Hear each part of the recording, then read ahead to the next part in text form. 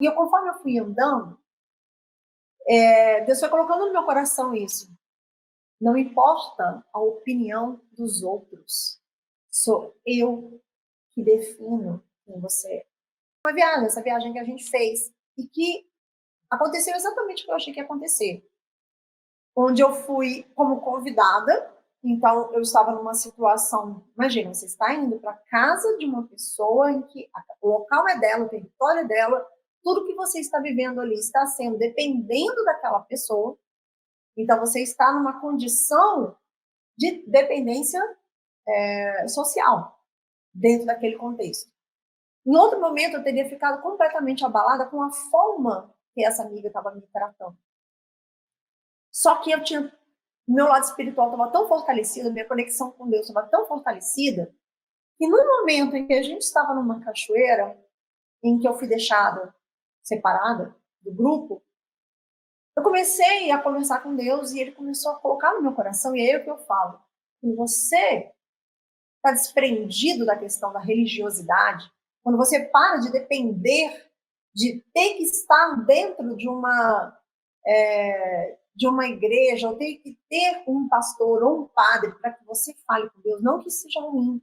E eu quero deixar claro que eu não sou contra isso, eu sou contra a dependência disso para que você tenha Deus na sua vida. Tá? Eu quero deixar isso bem claro, porque tem pessoas que olham para mim e falam, ela é contra a igreja. Não, nós somos a igreja. A igreja é qualquer grupo de pessoas que esteja conectado e representando a Deus, né? Seguindo os ensinamentos de Deus, seguindo a vontade de Deus, vamos colocar essa palavra. Então, o que eu aprendi foi a conversar com Deus como um relacionamento, como um pai que tinha me chamado de volta para casa e que eu agora não era mais uma pessoa solta, largada nesse mundo. O que acontece ali?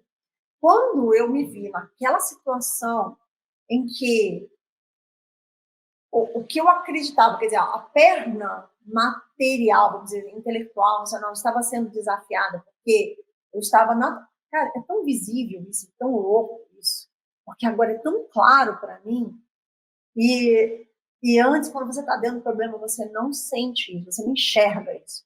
E ali, conforme eu ia não me submetendo ao pensamento ou ao comportamento que aquela pessoa esperava de mim, ela começou a me colocar numa condição quase de punição.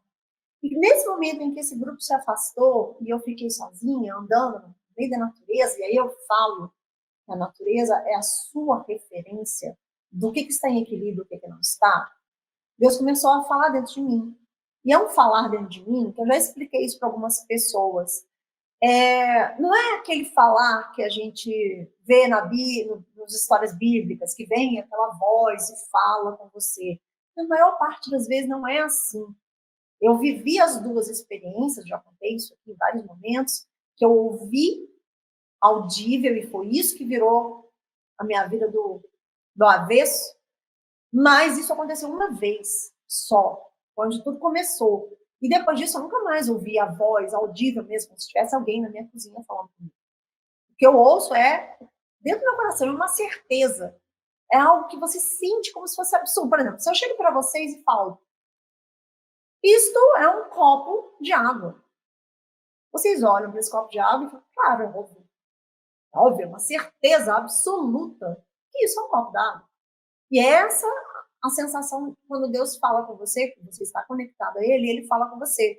É uma certeza tão óbvia que aquilo é fato, que aquilo é real, que é algo incontestável. É como se fosse um chip que tivesse colocado, sabe? Tipo Matrix. Você faz um download de uma informação e aquilo ali fala, caraca, é lógico, né?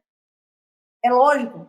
E é inexplicável. Só quando você realmente começa a ter essa busca, e tem que ser uma busca diária, eu falo isso para todo mundo, é todo dia, é igual escovar o dente, é acordar, conversar com Deus e se conectar com Ele, com a tua essência, com o teu Pai Celestial, e ali você vai começar a ter essa orientação.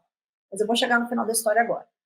Conforme eu fui andando nessa trilha, sozinha, no meio dessa natureza, que é lindo, né? Aqui eu estou em Brasília, e aqui perto, na Chapada dos Veadeiros, tem algumas das cachoeiras mais lindas e exuberantes.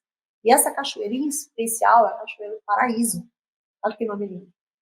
E ela realmente é um paraíso, é um lugar preservado e poucas pessoas podem entrar, é limitado. E conforme eu fui andando, Deus foi colocando no meu coração isso. Não importa a opinião dos outros, sou eu que defino quem você é. Só a minha opinião importa. E eu sei quem você é. E foi tão claro, tão vívido. Que é lógico, né? Desabei a chorar. Imagina, você tá ali numa situação que você tá vulnerável e chega seu pai e te abraça, te acolhe, como se você fosse uma criança e fala, não liga para o que eles falam, não. Você é maravilhosa, eu te amo. É isso que importa. É esse sentimento que eu tive naquele momento, de um acolhimento, de um pai que estava vindo me abraçar. E conforme eu ia andando, aquilo foi ficando mais forte, até que a gente chegou numa cachoeira. E aí a gente chegou nessa cachoeira, e essa cachoeira é uma coisa inacreditável, de linda, de maravilhosa. Ela é tipo um tubo, você entra e ela é um tubo. Sabe aquelas coisas que parecem filmes da época de dinossauro? Aquelas muralhas, como se fosse um paredão gigantesco e cheio de samambaias, de planta, por causa da umidade. Então, é como se fosse uma meia-lua e a cachoeira nascendo no meio disso. E quando eu cheguei nesse lugar, quando a gente está andando na cachoeira, a gente anda olhando para as pedras, né? Aí eu fui andando para as pedras até que eu cheguei na parte lisa onde eu vi a cachoeira mais para frente. E essa pessoa, essa amiga, já tinha ido para frente. Lembra? Ela tinha me deixado para trás, ela tinha ido para frente. E ela estava lá. Quando eu olhei, o que Deus falou para dentro de mim? Tinha a pessoa, era isso. E a cachoeira era isso. E na hora que eu olhei aquilo ali, que meu olhar foi assim, né?